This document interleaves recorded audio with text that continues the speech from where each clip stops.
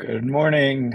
I'm Eric Blank, and this is the Commissioner's Weekly Meeting for January 31st, 2024. Commissioner Plant, any preliminary comments? Are you ready to approve the consent agenda as presented? I am ready to approve the consent agenda. Commissioner Goman, Morning. I would also vote to approve the consent agenda. as would I. Let's turn to proceeding number 23R-0085, towing. Mr. Riley, Ms. Harper, finally getting our towing rules out. Good morning, the Commissioners. Ruthie Harper of your Commission Council. This matter is returning to you for a final decision on the rules that were recommended by the ALJ in this matter. Back in December, you considered and voted to deny all of the exceptions that had been filed in the rulemaking, but the matter was tabled before concluding deliberations to allow for more time to consider some issues that were raised by the chair concerning collection and review of relevant towing data, particularly data about towing carriers' sale of abandoned motor vehicles and potential additional rule language to this effect. So I can turn it over to you, Chair, or to Mr. Riley to go through some of the data that he's collected since your last meeting. Yeah, Mr. Riley, if you could present what you found, what you learned, and thanks for pulling this all together. Good morning, Commissioners. Nate Riley with Transportation Staff. We have a short presentation that covers some of the topics relevant to the discussion in this matter, which I will be sharing with you hopefully in just one moment.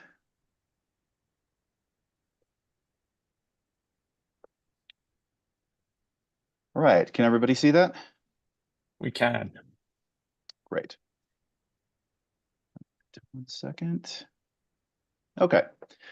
At the chair's request, transportation staff reached out to the Colorado Department of Revenue, or DOR, to request information related to the volume of vehicles being sold by towing carriers in Colorado. This is typically referred to as abandoned motor vehicle sales. Reasons why a vehicle could be sold as abandoned may include the inability of the vehicle owner or lien holder to pay the accrued towing fees, or that the vehicle owner cannot be located based on the registration information provided to the state. The information provided by DOR has been summarized for this presentation. Also, some analysis points and other factors to consider have also been included.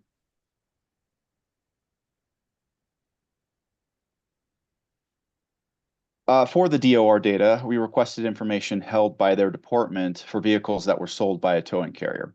Specifically, we requested the calendar year data from 2022.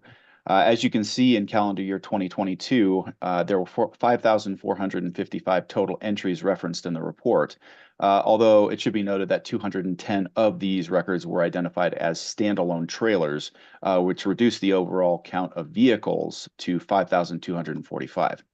It is also important to note that there is no indication tracked in DOR records that identifies what percentage of these sold vehicles are the result of a private property impound, or PPI, versus a law enforcement ordered or LEO tow.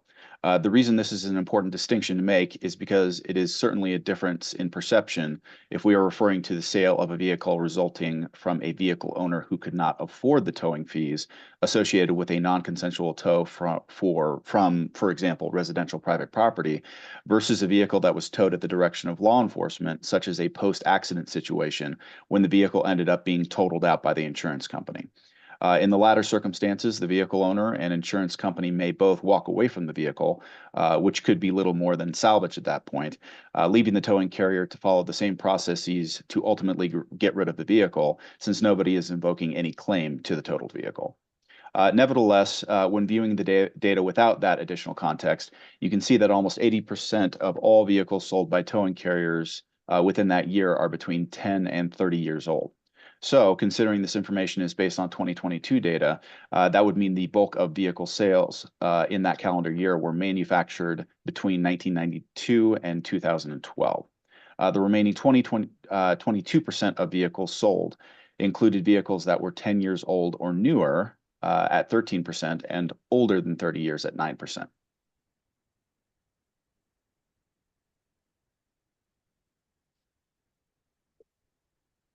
See, as you can see, there are also some figures on what types of vehicles are being sold. The two most prominent models being sold are Chevrolet and Ford, with the next 5 most prominent models being Honda, Nissan, Dodge, Toyota, and Jeep. It is not currently known if there's a correlation between these data trends and the most frequent use of particular vehicle models being driven by drivers in Colorado.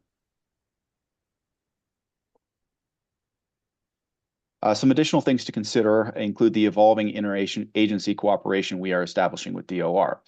They have been very helpful in tracking down and tabulating these data points that they have available for us to review and use when discussing these towing-related policies. First off, I would like to note that it is likely that we may be able to include some other relevant data points in future reports that we ask of DOR.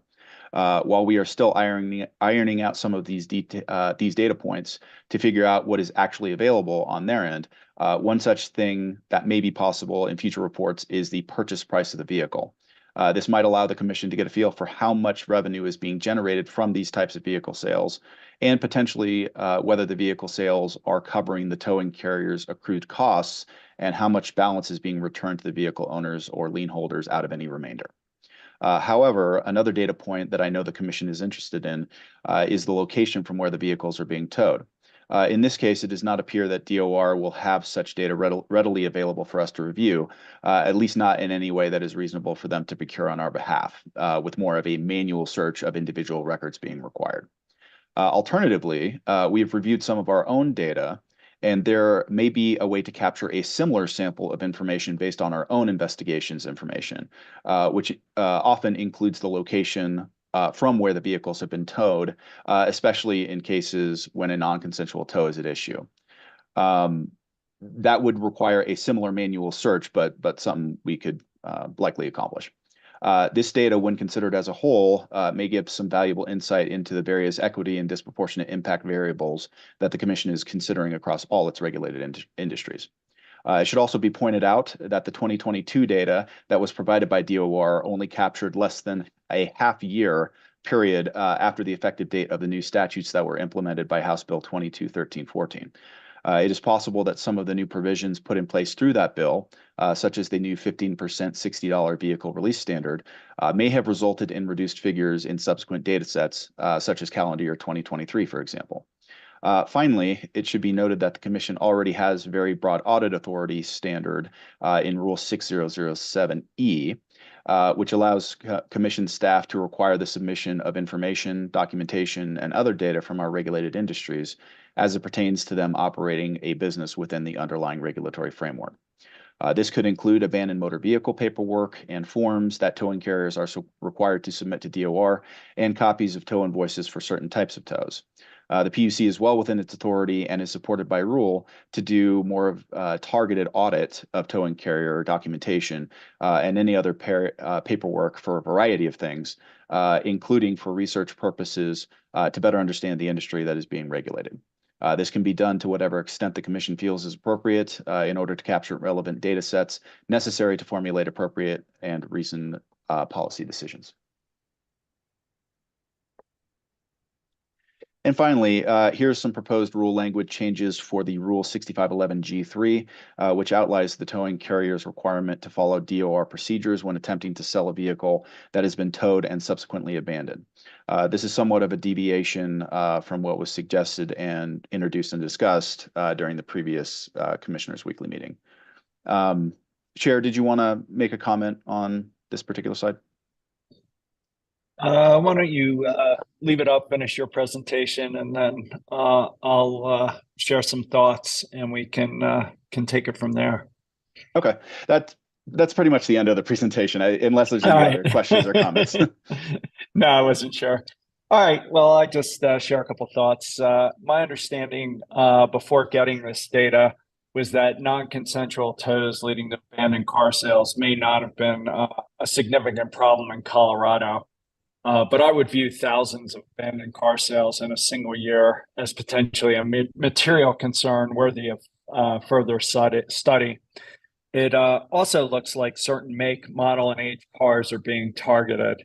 At the same time, however, it seems that we currently lack data on the originating zip code of the initial tow and the price of the abandoned vehicle sale. which we would need to determine if there are potentially disproportionate impacts in certain communities. I'm hopeful that we can maybe track down this information from DOR in the coming months. In case we can, however, I've asked for rule language that may require towing operators to provide us copies of the forms that show the location of the originating tow and the sale price of the abandoned vehicle upon our further requests. I don't think this will be unduly burdensome, as we're only asking for copies of existing forms. And if we can get the data from DOR or from our own internal complaints, this provision need not ever take effect. Just a couple other things before turning it back to you guys. As part of our ongoing investigative work and when talking to individual tow drivers, I'd ask our team to keep their ear to the ground for any insight that would help us better understand how towing operators think about non-consensual tows and who they're targeting. Finally, I'd request that transportation staff, as best they reasonably can, bring us back a report by, say, April 15th that seeks to address these questions and concerns in regard to the value of the vehicles being towed and where they're being towed from and whether there's any disproportionate impacts. So with that, I'll stop and see Commissioner Plant if you have any questions for Mr. Riley, for me, concerns, comments on the proposed rule language, or anywhere you'd like to take it. Yeah, no, I think the language looks good. I'm just curious. You were talking about the law enforcement tows versus private property tows, I think or the two of them. But with the law enforcement, that's generally after an accident, and so it might be a salvage vehicle. But wouldn't that be a consensual tow? It wouldn't fall under non-consensual, would it? Well, it all depends on how we're defining it. We had to make some adjustments based on the actual change to the definition of non-consensual tow in statute, which was part of the bill 2 years ago. So we've had to kind of adjust that. I think kind of more historically, we've tended to lump law enforcement ordered tows and also so law enforcement ordered tows and non-consensual tows from private property. We kind of lumped it all into kind of a more broader interpretation of non-consensual tow. But again, because of the way they changed the language actually in statute, which defines non-consensual tow, we kind of had to deviate a little bit from that. Depending on the situation, law enforcement ordered tows, or at least tows that are at least initiated as law enforcement ordered tows, where the law enforcement agent actually out on the road is dispatching the towing carrier on that law enforcement agency's rotation to come and perform the services. Those can on occasion convert to consensual tows, but it has to meet a series of circumstances in order to accomplish that. I would also mention that some of these tows also may be the result of post arrest as well. So could be post accident, could be post arrest. But yeah, if vehicles do end up being abandoned, it wouldn't surprise me if a good deal of the volume that's been disclosed here by DOR could be instances where the vehicle is post accident and maybe is severely damaged to the vehicle. And so that may be one of the reasons why the vehicle owner doesn't really have any interest in getting the vehicle back, is because it's been totaled out. Maybe they've received a payout from the insurance company. The insurance company may not want anything to have to do with the vehicle either. And so the towing carrier is just kind of sitting there with the vehicle being, and this is the procedure they follow in order to sell it. I think we may be able to glean some more context to what volume of this kind of a report we're talking about for that by, again, in future reports we may ask for from DOR where it includes that purchase price. That may be able to shed some light on what kind of a percentage we're talking about in regards to the overall volume. Yeah. Do we know from the sale whether it's a salvage title sale? Well, if we can include, which again, based on my conversations with DOR after this particular report was provided, my understanding is there's a good chance we may be able to get an additional data point of the purchase price in future reports. It's just it may just be one additional data point they need to add to the report. Since this was the first time we were getting a report like this from DOR, it's there were some gaps, but we're trying to iron that out and get a more uniform report with the most relevant data sets for what we're looking for. But yeah, if we can get a future reports that has that data point, then we should be able to figure that out, because if the purchase price is listed as, I think it's 350 in statute, that constitutes a salvaged vehicle. So if we have that data point and we can sort by price, then we should be able to get a pretty good indication of, how many are those types of vehicles. Okay, so there's not like a code that says, it's a salvage or something like that. Not in the current report that I saw. But yeah, we're continuing to explore that with DOR to see what else is available. Okay, thanks. Commissioner Goman. Thanks. Yeah, Commissioner Plant had kind of questions similar to mine. I think looking at this data and seeing thousands of cars certainly at first was alarming, but we don't really understand the percentage of which of those were essentially, post-accident kind of salvage situations. It makes it very difficult to know exactly what the data means. So to me, that's kind of the most important last mystery to solve here, so that we really understand, are these just completely unfortunate circumstances where someone is really having their vehicles sold out from under them because they aren't able to afford a tow, versus, the car is essentially not useful in any way. So those do feel like pretty different circumstances to me, and it would be very helpful, as we go on to try and get the data to make that clear. And it sounds like you have a plan to try to do so. So Mr. Riley, you had said non-consensual tows can be defined fairly broadly to even include, those types of situations where you need to move it from the roadway and it's a disabled vehicle that may have very little value. So in this language you have up on the screen where it refers to non-consensual tows, would it include those type of things, and would we be able to glean information on, okay, is this a post-accident with a vehicle with fairly little value, or would this be kind of restricted somewhat to those private property tow situations? Well, and just to be clear, on the definition of non-consensual tow, prior to the House bill 2 years ago, we at the commission kind of expanded a little bit upon the statutory definition of non-consensual tow, which was more broad at the time, prior to the change 2 years ago. So that kind of allowed us, the commission, the flexibility to kind of lump law enforcement ordered tows into the non-consensual tow category. So that kind of allowed us to put forth a more uniform standard for what kind of criteria and other requirements we had for towing carriers that engaged in either or of those types of tow types.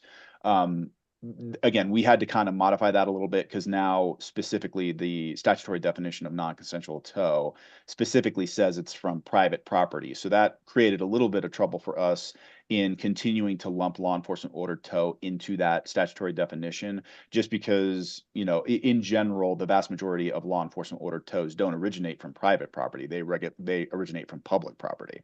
So roadways and public right of ways, highways, things like that. So that created a little bit of trouble. So we're adjusting to that. But in regards to, the language currently being shown here, I think kind of what the chair was getting at here is just indicating that, if the commission deems it appropriate in the future, pursuant to some decision, towing carriers may be asked to provide the commission with a copy of a specific form, well, actually two different specific forms that DOR requires as part of their abandoned motor vehicle sales package. So there's several documents that a towing carrier needs to submit to Department of Revenue when they intend to sell the vehicle, when they're complying with those statutory procedures to sell the vehicle that's been in their possession for a certain amount of time. So completed private tow vehicle information request, that is in Department of Revenue what they refer to as the DR 2008A form, which is basically one of the forms that they submit as part of that package, which has basic information about the tow that has occurred. And based on what I've seen from that form, I believe does include a field for the location of where the vehicle was towed from. The other form being referenced here is the motor vehicle bill of sale, or as it's referred to at DOR, the DR 2173 form.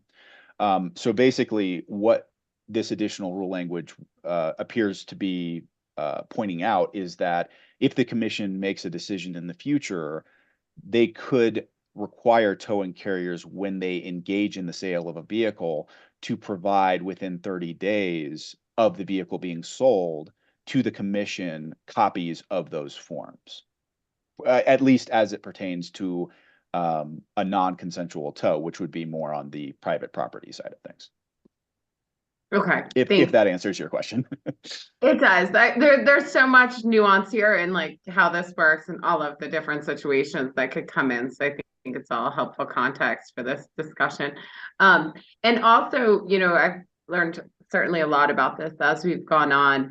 And when these vehicles are sold, perhaps it's helpful to just kind of get a broad overview.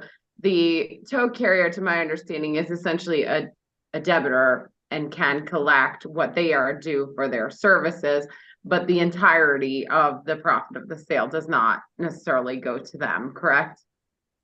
Yeah, they modified kind of how the process works, at least a little bit, based on the House bill 2 years ago. So they made some changes to Title 42 in kind of the series of events. They made some tweaks on kind of how the process works, not substantially, but they did make some changes. One of which was kind of indicating how the funds from the proceeds of the sale would be distributed. So yeah, my understanding of how it works now, and it may have worked similar in the past, but as it works right now, is my understanding is that the towing carrier essentially has the first, you know, bite at the sale proceeds. So to cover whatever fees they may have procured and that were provided associated with the underlying tow. So they would be reimbursed to whatever extent possible based on the funds that are available. It then goes to, I think any remaining funds would then go to the lien holder. If they made a claim against those funds, they would then have the next go at those funds. Then it goes to the vehicle owner. And then third, it would go to any other person that could substantiate any kind of a financial interest in the vehicle. And then I believe if all those avenues have been exhausted and there's still funds remaining, I believe it goes to the unclaimed property fund at the state. Okay, thanks. Just a helpful context in who is getting this money when the vehicle is sold. But thanks. Those are my only questions, Jim. Thank you. So I guess the question is, are you okay with this language addition and with releasing the rules with that one language addition? So Commissioner Plant? I am, yes. Commissioner Gellman? Yes. As am I. Ms. Harper, is there anything else we need to do? And I guess while I got both of you, are you okay with requesting that staff come back to us in the coming months? As I guess this would not be in the rules, but in the order approving the rules, with some summary of where they're at on this data, you know, by April 15th or whatever. Commissioner Plant? Yep, that sounds good. Commissioner Gellman? Yeah, I don't know, Ms. Harper, Mr. Riley, if y'all have a preference, if that goes in the order or if that's just kind of a verbal request. I'm fine either way. Ms. Harper? That's fine going in the order. Okay. Okay. Yeah, fine with me. And does that give you what you need, Ms. Harper, for an ABC order getting these rules out? Yes, it does. Mr. Riley, anything else on this one? No, I don't think so. Thank you, sir. Thanks, Ms. Harper. Proceeding number 23A-0607E, Tri-State application for a transfer of certain assets to United Power. Ms. O'Neill. Yes, good morning, Commissioners. I'm Erin O'Neill with your Fixed Utilities staff. With me this morning is also Alex Acera of your Commission Counsel. I'm here to discuss proceeding number 23A-0607E, which is an application filed jointly by Tri-State Generation and Transmission and United Power on December 15th, 2023. The application seeks approval to transfer certain transmission assets and a single CPCN from Tri-State to United Power. These assets are associated with 230 kV and above transmission substations and transmission lines, and the asset transfer facilitates United Power's withdrawal from Tri-State membership, which is expected to close on May 1st, 2024. Joint filers state that this application is filed pursuant to Colorado Statute 40-5-105 and Commission Rule 3104. No interventions were filed, and this application is unopposed. The parties entered into a purchase and sale agreement provided as attachment E to this application dated December 8th, 2023 to effectuate the transfer of these assets. Attachment H to the application lists the specific assets proposed to be transferred, including transmission substations, transformers, and transmission lines. The list of assets to be transferred includes a single CPCN, which was approved in decision number C14-1482 in proceeding number 14A-0896E, and it is for the greenhouse substation and associated 230 kV transmission components. The proceeds for the assets are expected to total approximately $75 million.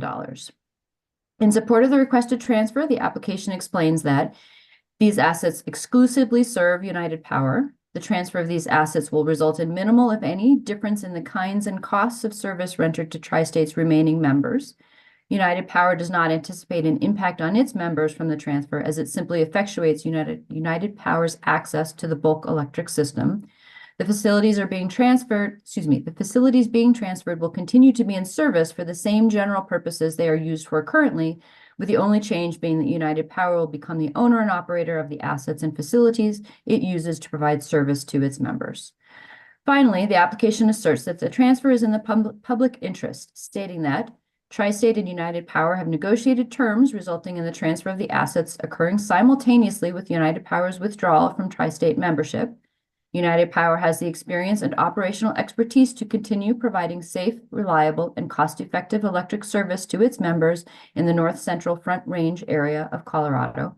And transfer of the assets will not adversely affect Tri-State's ability to continue to provide safe, reliable, and affordable power and transmission service to its remaining members, nor will it adversely affect the facilities and systems of other transmission owners and operators in Colorado.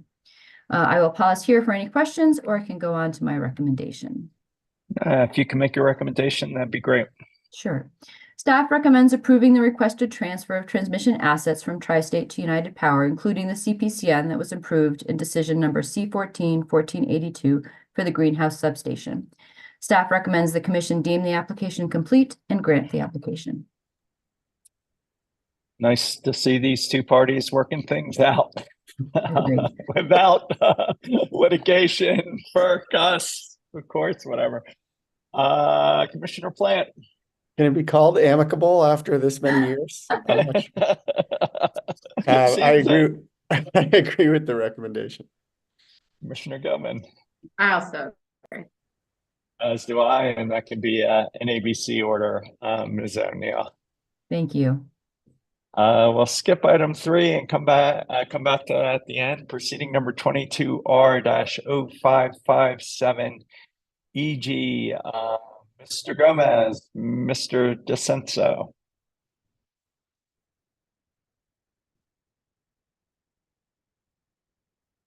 You're still on mute, sir. There it is. Can you hear me? Yep, we can now. You got it. Good morning, Commissioners. Mitchell DeCenso of your Commission Counsel. Paul Gomez of your Commission Counsel is also available for questions. This matter comes before the Commission for consideration of the exceptions filed by rulemaking participants to recommend decision number R23-0844, issued on December 20th, 2023 by Administrative Law Judge Alenka Hahn. The Commission's notice of proposed rulemaking and the subsequent ALJ decision involved House Bill 22-1018, which addressed a customer's ability to pay utility bills, and directed the Commission to adopt various criteria governing utilities procedures for disconnecting service due to non-payment, as well as subsequent reconnection procedures. Exceptions were filed by Colorado Natural Gas and Atmos Energy, and Energy Outreach Colorado and the Office of the Utility Consumer Advocate filed a joint response. I will now go through the 6 exceptions filed, 1 by Atmos Energy and 5 by CNG, as well as the EOC and UCA's joint response. Atmos Energy filed a single exception relating to a legal finding made by the ALJ.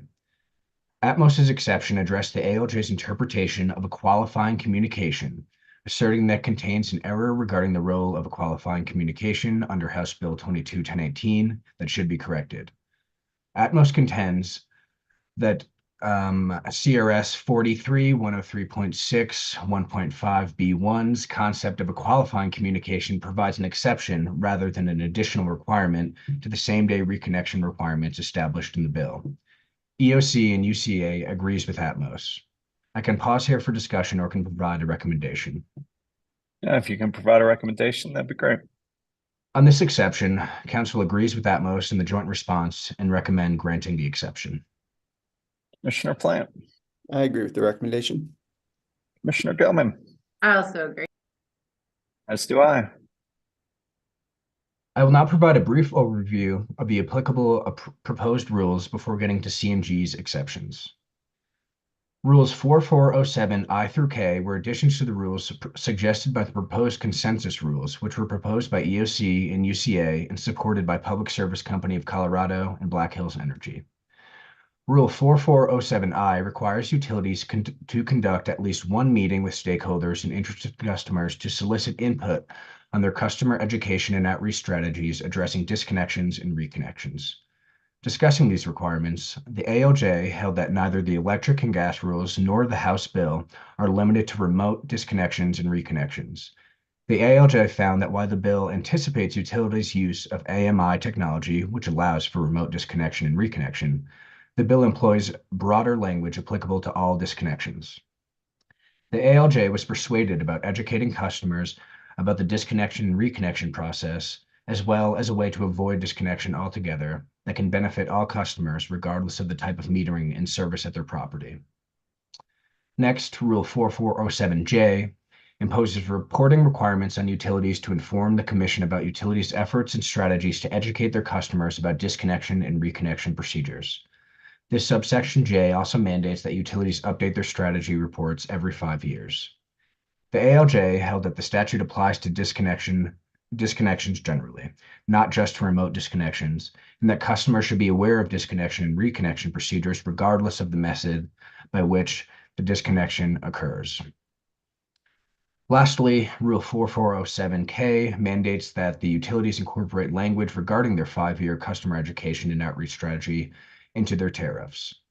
The ALJ agreed with EOC and UCA that including language in a tariff is the best means to ensure compliance with the new reporting requirements, and the ALJ was not persuaded that the additional imposition of updating their tariffs would be unduly burdensome to smaller utilities like CNG.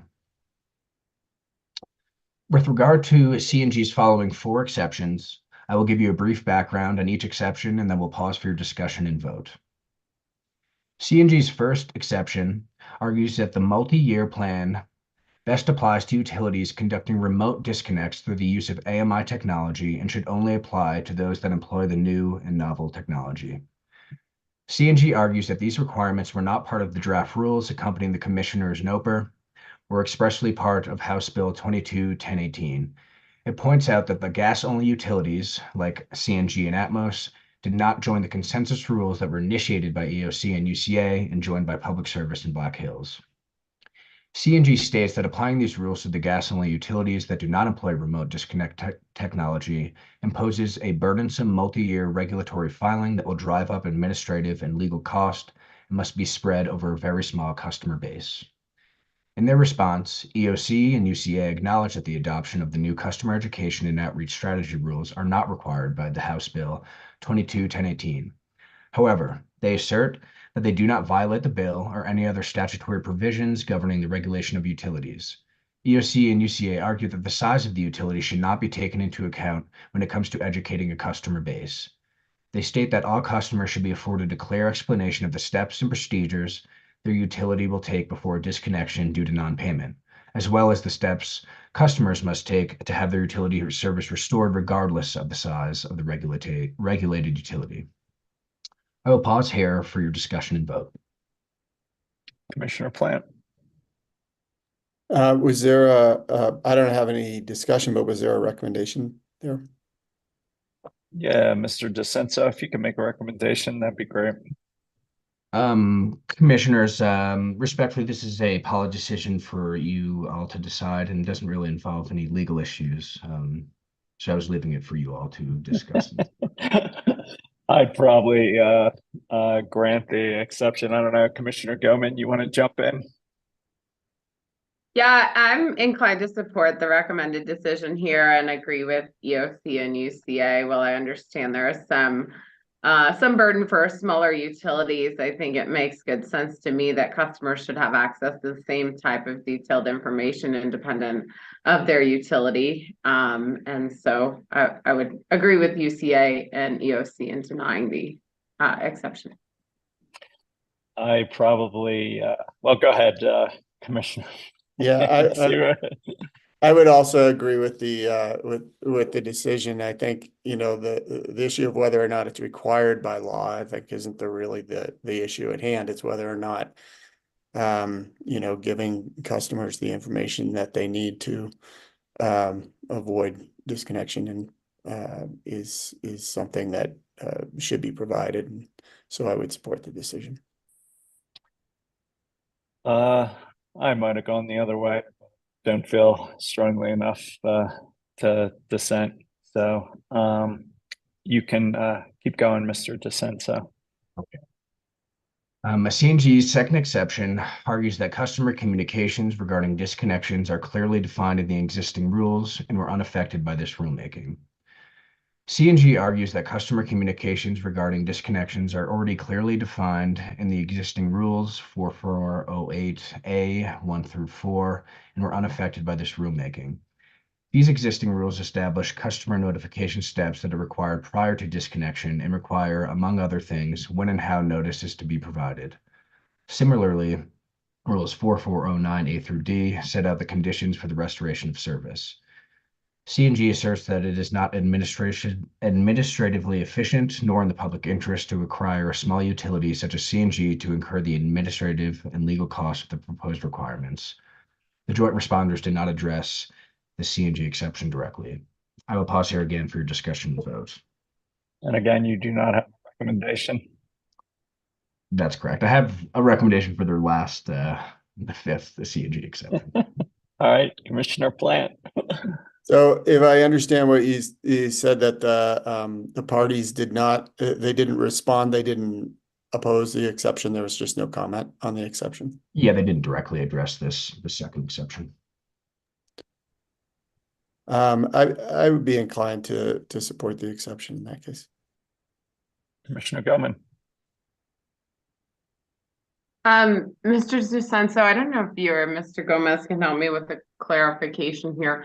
So the CNG exception essentially claims that this is somewhat duplicative of the existing kind of communications that surround disconnections.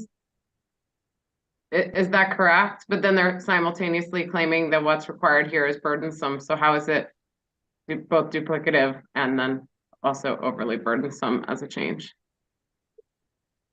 Mr. Gomez. Yeah, thanks. I'll give Mr. DeCenso a little bit of a rest.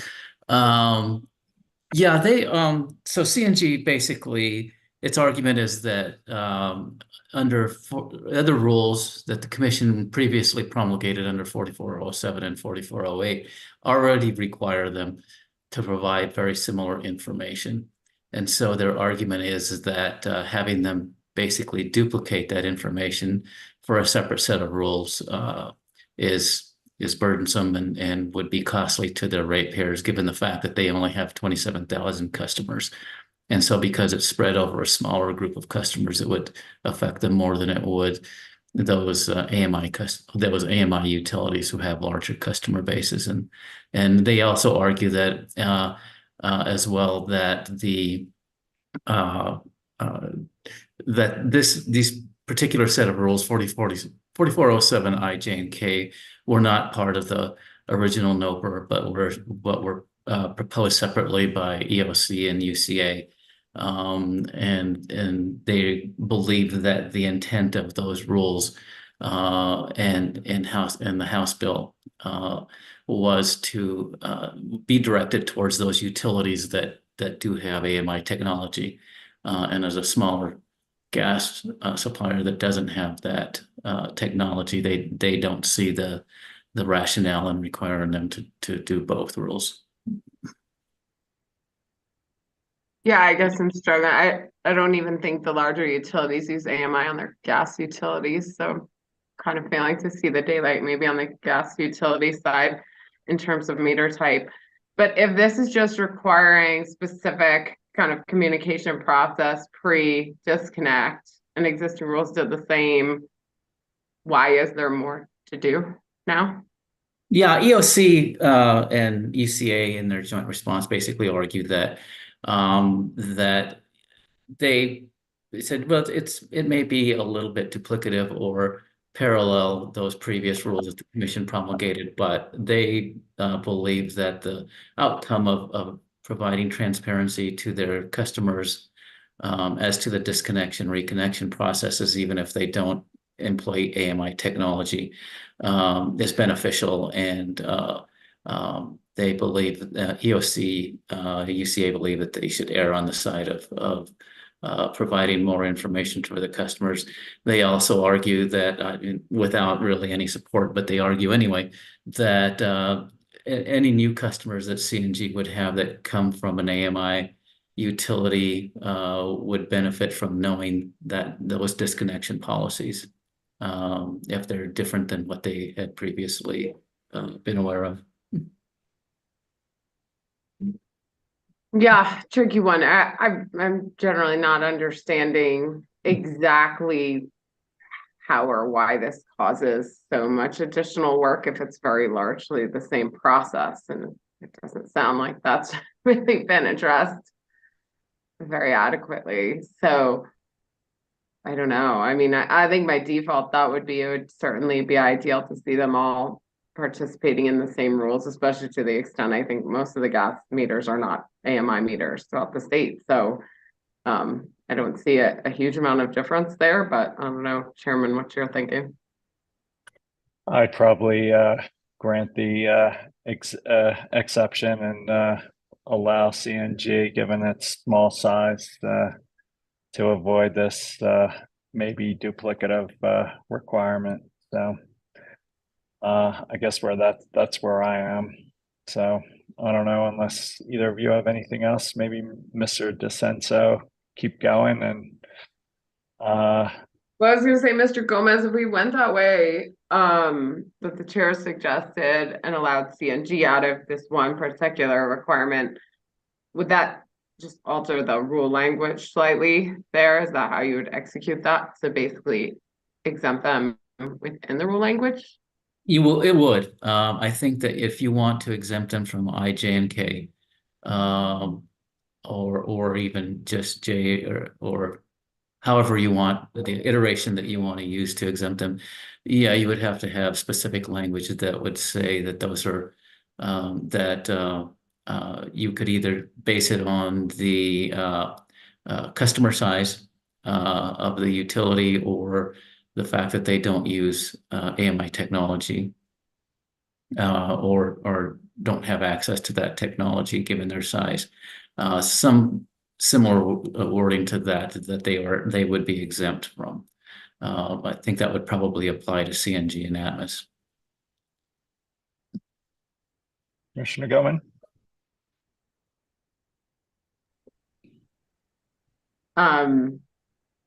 Nothing more? No. All right. Well, I think we could have been, even if it strays in the policy, we might have benefited from a recommendation there. Mr. DeCento, keep going. Okay, CNG's third exception is very similar to the one we just discussed. CNG argues that the annual reporting requirement is duplicative of existing reporting requirements and is therefore unnecessary. CNG argues that the annual reporting requirements contained in Rule 44 or 07J are duplicative of the existing reporting requirements and are therefore unnecessary. CNG submits that the vast majority, if not all, of the information being sought by this rule are already included in the requirements found in Rules 4407G1 and 2. CNG notes, however, that these rules do not include the tariff rates for disconnection reconnection. CNG argues that the existing rules go further than proposed Rule 4407J by requiring utilities to provide information about how the utility is working to reduce delinquencies and disconnections, including actions being taken and a description of the efforts to identify efficiency and bill assistance resources. Because of the duplication of this information, CNG contends that it is neither administratively efficient nor in the public interest to require utilities, especially smaller utilities such as CNG, to duplicate reporting that is already required. In their response, EOC and UCA acknowledge that the Commission has recently worked with all four utilities to discuss the annual disconnection reporting requirements, and that it is their intention to have this customer education and outreach strategy reporting work alongside the existing obligations. EOC and UCA assert that the filing obligations that CNG's exceptions describe are regulatory documents that are not easily accessible to customers facing a potential disconnection. Rather, EOC and UCA view aspects of the utilities' customer education and outreach strategy as a publicly available document posted on the utilities website, for example. And I will pause here again for your discussion and vote. So commissioners, before you continue, may I offer a suggestion? Yes, please. I think that given where the discussion's going, I think it might be best to allow Mr. DeCenzo to recap all of the remaining exceptions. I believe there's two more, or actually one more with regard to the policy considerations. And it may be beneficial for you to make a decision, a blanket decision on those four exceptions, because they do all take into consideration 4407 I, J, and K as a group rather than individually. As CNG points out in its exceptions, this is they couch it as a multi-year plan, those three specific rule requirements. And it may make more sense and be more result in a more cogent decision if you consider them all rather than considering them one by one. Makes sense to me, Mr. DeCenzo. Okay. So this is the fourth CNG exception. And CNG argues that the Commission itself accomplished a revision to the existing disconnection reporting requirements concurrent with this rulemaking in proceeding number 23M-0042EG, in which it adopted numerous improvements. CNG asserts that the Commission accomplished a revision to the existing disconnection reporting requirements last year in this proceeding, in which the Commission examined the existing disconnection reporting requirements. CNG states that this process involved robust communications with the state utilities and Commission advisory staff to improve the annual report by addressing various areas of concern, including disconnection notice concerns. CNG asserts that there is little reason to now require even more reporting. Again, EOC and UCA maintain that it is their intention to have the 5-year customer education and outreach strategy reporting work alongside these existing reporting obligations. EOC and UCA argued that these filing obligations are regulatory in nature and not as easily accessible to customers facing a possible disconnection of service and are seeking guidance. Moreover, the monthly reports provide numeric data on disconnections and reconnections and do not provide any sort of narrative of customer education or outreach strategies that would be helpful to customers. And again, no recommendation. Yeah, so that finishes out the series of 1 through 4 CNG exceptions. And as Mr. Gomez was saying, it might be helpful to give a blanket order to cover those 4. Mr. Gomez, anything you want to add? No, I would just wanted to say, yeah, I think it would be better to take these in as a blanket, as a group rather than separately. There's one more exception, but that may be moot depending on your vote on the others. So I guess our recommendation would be to, if you decide that these are burdensome and costly to CNG, then grant its exceptions. If you believe that the benefit of these reporting requirements, despite CNG's claims, are beneficial, then we would recommend that you grant them all. Commissioner Plant? Yeah, I would vote to deny the exceptions and support the ALJ decision here. I think I think it's questionable how duplicative these things are, and I think that they're beneficial to the customers that are facing these kinds of disconnections. And so I would vote to uphold the ALJ decision in this case. Commissioner Gilman?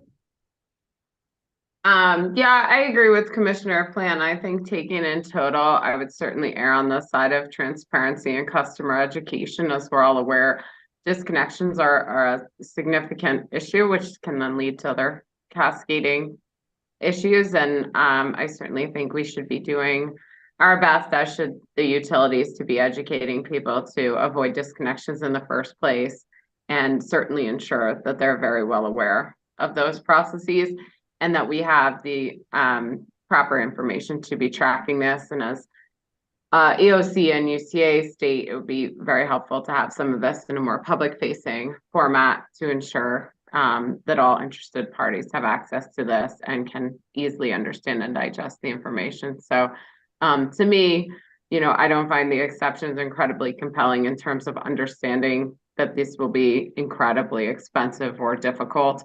And I would certainly err on the side of transparency and education for customers.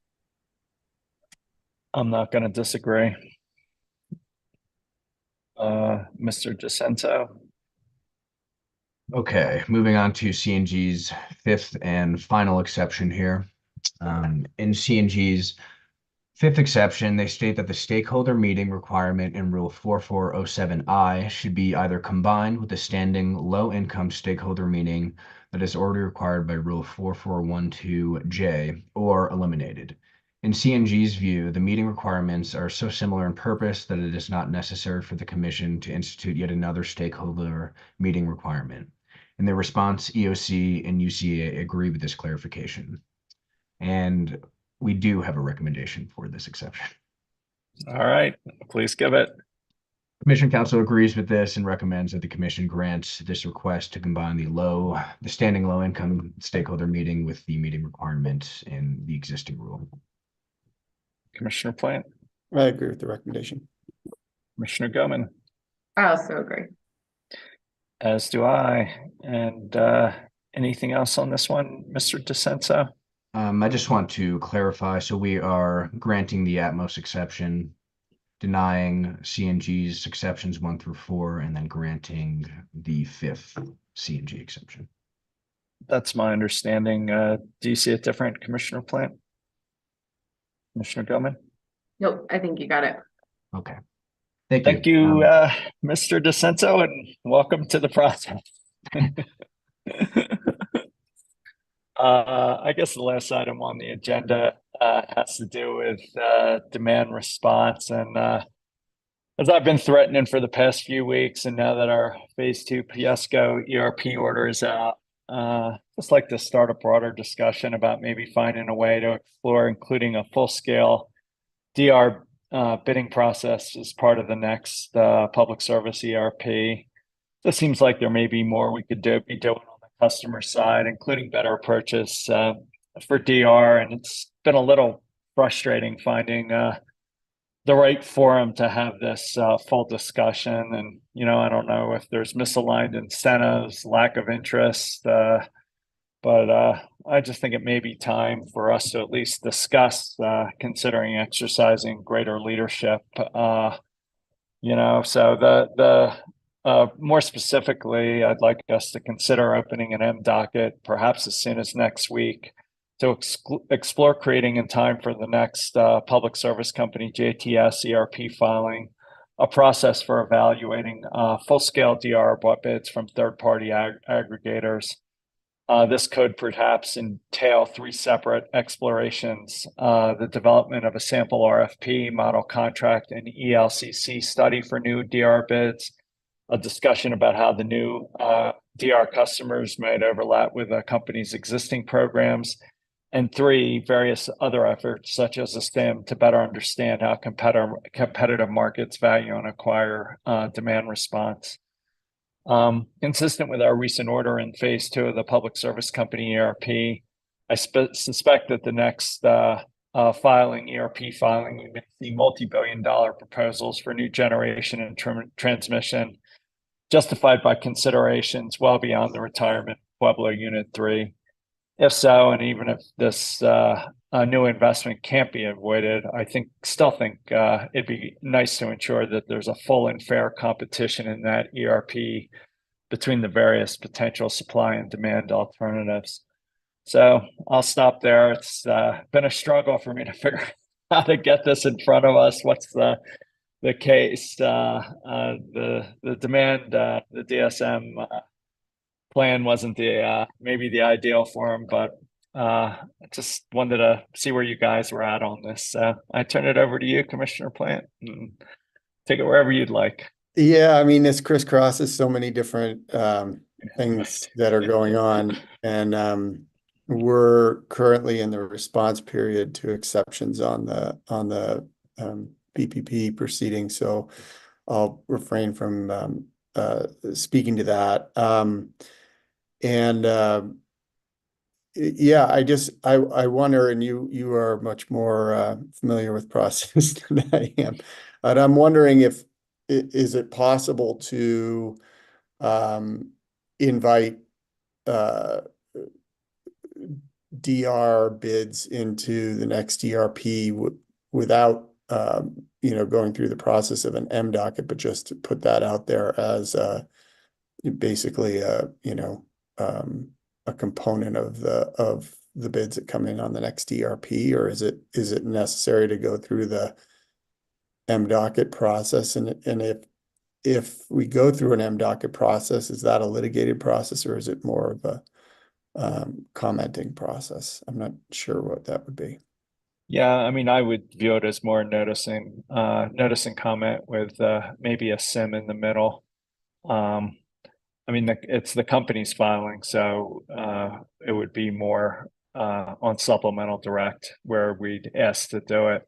But it may be tough if there's not an RFP and model contract filed with the initial process, just from a timing perspective. So, but there may be ways of doing it through a SIM without an M docket. But I would view a non-adjudicated notice and comment thing with some SIM, in the coming weeks. So, but I hear you. It's this issue is implicated in a bunch of dockets, but we never seem to be able to squarely get at it. So anything else, Commissioner Plant, or should I jump to Commissioner Goodman? No, that's the only questions I had. Commissioner Goodman, I know you've been on this for years, and maybe you're okay with the current state of things, but where are you at? No, nothing I've portrayed is okay with the current state of things in demand response. So remind me, the JTS initial application will come in April? June? Okay. So your thought is to run an M docket before that would kind of conclude before that's filed, and you're trying to kind of get together some of those initial, or like somewhat consensus version of some of these things to get in that, to kind of get the effort started, or Yeah, do you- figure out best, quickly survey best practice nationally on what a DR RFP would look like, what a model contract would look like, and what a ELCC would look like. And, it's the company's application, so they'll file what they will. But at least there'll be a better hope that it could be done in a timely way if we felt like that was the best path forward. Okay. Yeah, and I mean, kind of looking, we talked about this quite a bit in the DSMSI in terms of ordering some changes in potential study and really the scope of demand response and demand flexibility that's looked at for the next DSMSI for public service. And certainly it's my sense that demand response thus far, and I think in its most primary sense is kind of this emergency reliability resource to save the system, make it work, interruptible customers. But that's really, to me, like its most primitive form, right? In another iteration, you can actually have generation avoidance, which is, I think, what you're talking about. Like, can we plan more strategically to use this as a resource more regularly? Still looking at kind of just peaking in terms of shaving off the highest tops and avoiding that next resource that would be needed. And then I think, we have more, so that's kind of, I think, where you'd move that with this discussion, which I think is a helpful addition.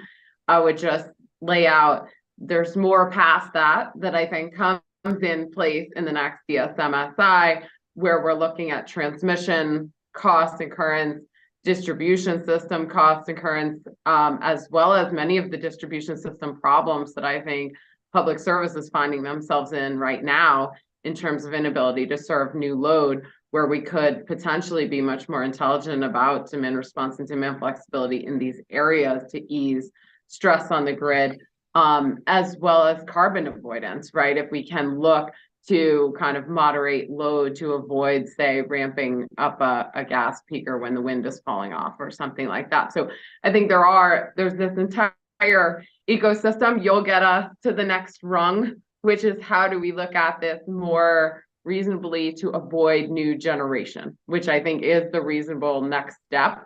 And I think the JTS represents an opportunity to dip our toe in, try it, and really try to see where we can get with that. So kind of given that whole context, I don't know if you agree with that, but that's how I frame where we are and where we hope to get. I think it's a reasonable next step. And, I somewhat agree. I mean, I think we've had this discussion, but it's somewhat obvious the company doesn't necessarily have either the incentive or the interest or urgency to push forward demand response in a way that actually avoids kind of new generation resources or really looks to optimize at a high level the system. So I think it is important for the commission to kind of take the reins on directing something so that ideally what gets filed in the JTS has more foundation in something that could reasonably work or be accepted as it moves forward. So I think that's reasonable. So I'd be happy to look at that, next week or the following week, to get that open and make some meaningful steps here. I think it would be very helpful in the context of where we're trying to go. I appreciate that. All right, I think I don't think there's a vote to be taken or anything further to go. Anything you'd add to the well, and I'd also say I agree with pretty much everything you said, Commissioner Gilman. Commissioner Plant, anything else you'd like to add? No, I mean, I'm struggling with sort of the process and the timing, and I'm not sure exactly. I do think that, ultimately DR and other distribution management things should be incorporated in our ERP. I mean, the approaches that the strategy that we've taken so far is sort of, asked to develop a pilot gets developed, that gets incorporated into a strategic issues takes another year, then you have a plan. And that takes, it's sort of like and by the time you count it out, you're 4 or 5 years down the road. And I feel like I'm not sure what we do to accelerate, get a full-blown implementation of even something that's not, a fully integrated distribution management plan, but something that can be incorporated into an ERP and to do it, in pretty short order.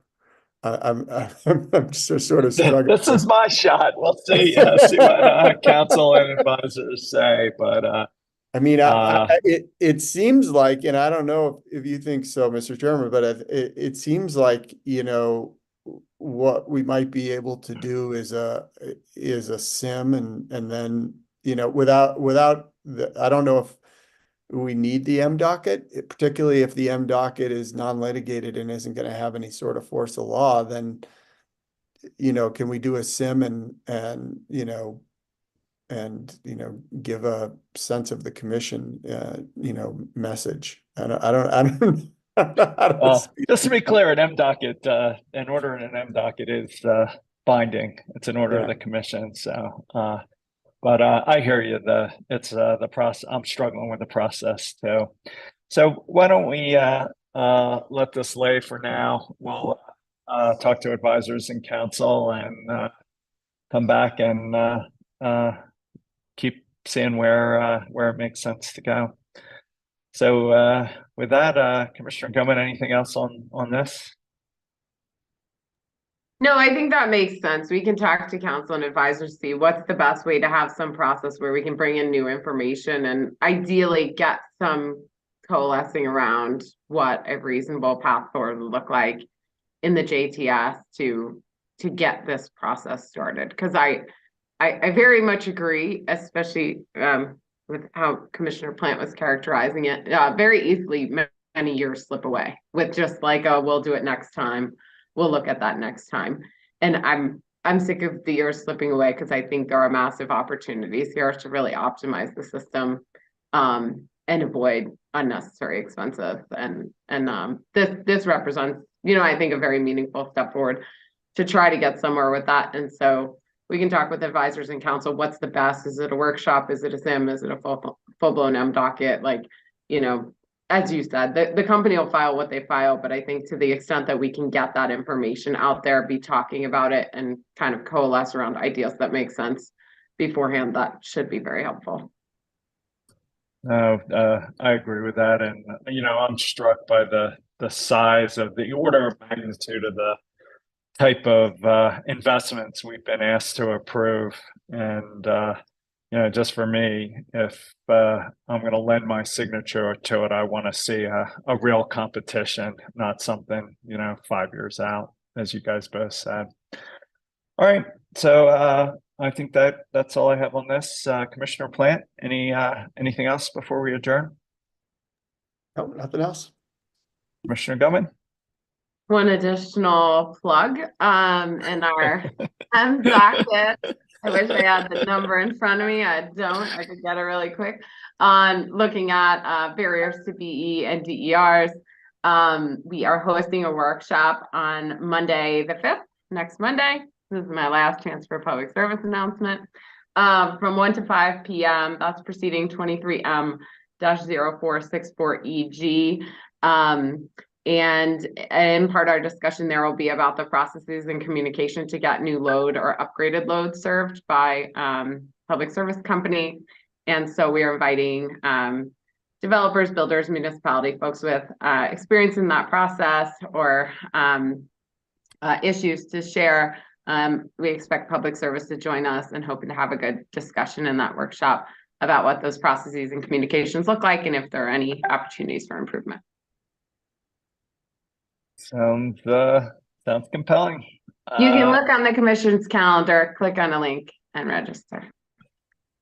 Awesome. All right. Thanks, everybody. And with that, we're adjourned.